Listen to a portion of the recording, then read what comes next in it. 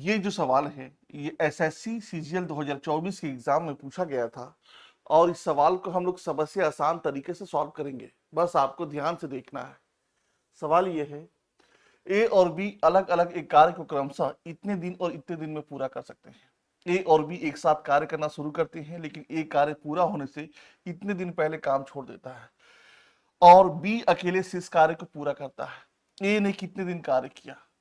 जब भी इस पैटर्न पे सवाल आए आपको सबसे पहले ये मानना पड़ेगा कि टोटल काम कितने यूनिट का है। तो मानने का तरीका क्या है कि 18 और 30 का हम एलसीएम निकाल लेंगे।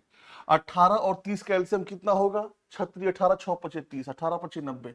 मतलब 18 30 का जो एलसीएम होगा, 18 और 30 का जो एलसीएम होगा, एलसीएम जो होगा वो कितना होगा? 90 होगा। तो हम मान लेते हैं कि टोटल जो काम है वो 90 यूनिट का है। टोटल काम कितना है? 90 यूनिट का है। टोटल काम 90 यूनिट का है। ये रहा ए, ये रहा बी। इस 90 यूनिट काम को ए जो है 18 दिन में पूरा करता है। तो एक दिन में कितना करेगा? 90 को हम 18 से भाग देंगे। इस 90 यूनिट काम को ए जो है 18 दिन में पूरा करता है। तो ए एक दिन में कितना करता है? तो 90 को 18 से भाग देंगे तो 18 25 90। मतलब ए जो है एक दिन में 5 यूनिट काम करता है। बी कितना करता है? बी 90 यूनिट काम 30 दिन में करता है। तो एक दिन में कितना करेगा? भाग देंगे 30 या 90। तो बी जो है एक दिन में 3 यूनिट काम करता है। अब आपको ध्यान देना है कि ए जो है कार्य पूरा होने से इतने दिन पहले काम छोड़ देता है। इसका मतलब ए जब इतने दिन पहले काम छोड़ देता है, इसका मतलब यह हुआ कि बी जो है इतना दिन अकेले काम किया है। ए पहले काम छोड़ देता है, इसका मतलब यह हुआ बी जो है इतना दिन अकेले काम करता है।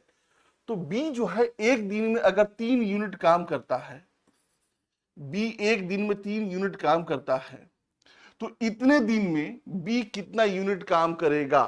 तो 50/3। हमें बी का एक दिन का पता है कि 3 यूनिट काम करता है। तो 50/3 दिन में बी कितना यूनिट काम करेगा? 3 से 3 कट गया।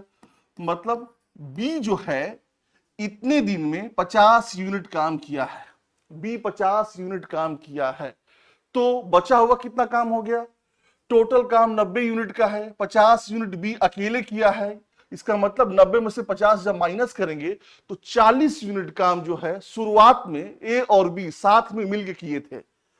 50 यूनिट काम बी अकेले किया है। टोटल काम 90 यूनिट का है। तो 90 में से 50 जब माइनस कर देंगे तो कितना हुआ? 40। इस 40 यूनिट काम को शुरुआत में ए और बी एक साथ किए थे। तो शुरुआत में ए और बी 40 यूनिट काम किए थे और ए और बी कितना काम करते हैं एक दिन में? 5 3 8।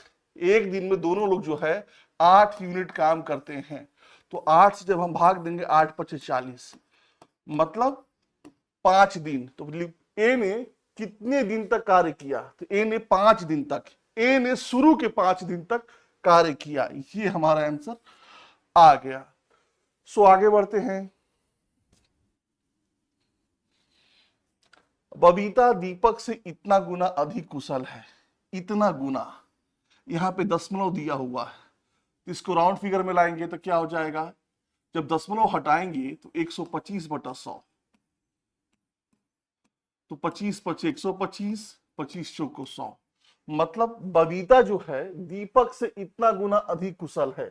बबीता ज्यादा कुशल है। तो ये रहा बी से बबीता और डी से दीपक।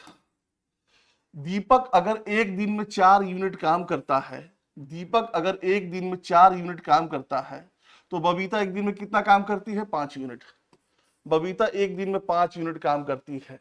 दोनों लोग मिल जाएंगे तो एक दिन में कितना काम होगा? 9 यूनिट काम होगा। ठीक है, एक दिन में ये लोग 9 यूनिट काम करते हैं। और यहां लिखा है कि दोनों मिलकर दोनों एक काम को 40 दिनों में पूरा कर सकते हैं। दोनों जब मिल जाते हैं तो किसी काम को 40 दिन में पूरा कर सकते हैं। तो एक दिन में दोनों लोग 9 यूनिट काम करते हैं, तो 40 दिन में कितना करेंगे? 9 गुणे 40, 9 से 40 का मल्टीप्लाई कर देंगे, 40 9 360। मतलब टोटल जो काम है 360 यूनिट का है। एक दिन में 9 यूनिट काम करते हैं तो 40 दिन में कितना काम करेंगे? 40 नवा 360। इसका मतलब क्या हुआ? टोटल काम जो है 360 यूनिट का है। तो पूछा क्या है कि दीपक अकेले उस काम को कितने दिनों में पूरा कर सकता है? तो दीपक एक दिन में कितना काम करता है? 4 यूनिट। टोटल यूनिट हमें पता है और दीपक का हमें एक दिन का पता है, तो 4 से भाग दे देंगे, कितना हो गया? 90।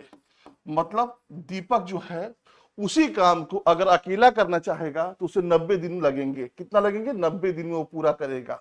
ये हमारा आंसर आ गया। सो जब भी इस पैटर्न पे सवाल आए आपको ऐसे ही सॉल्व करना है।